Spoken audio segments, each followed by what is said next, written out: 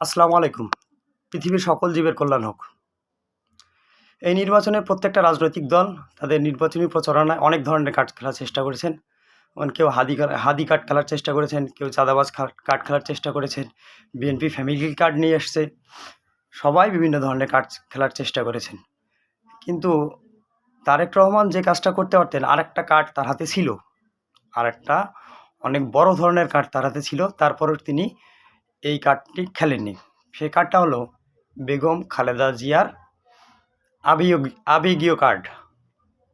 তারেক রহমান চাইলে বেগম খালেদা জিয়ার সারা বাংলাদেশের মানুষের কাছে দল মত ধর্ম বর্ণ নির্বিশেষে যে আবেগ আছে, যে ভালোবাসা আছে, এই কার্ডটা তিনি খেলতে পারতেন।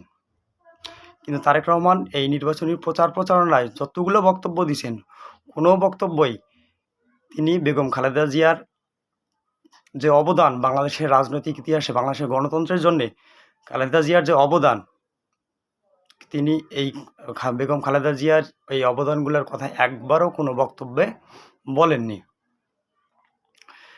একজন বড় নেতা হতে গেলে ঠিক এই কাজটাই তারেক রহমানকে করতে হতো, এবং ঠিক তিনি সঠিক কাজটাই করেছেন।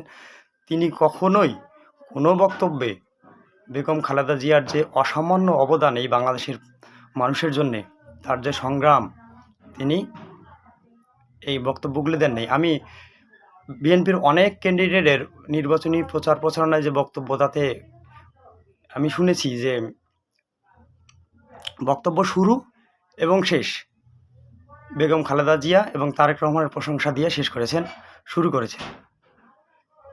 কিন্তু তারেক রহমান এই কাজটা করেননি।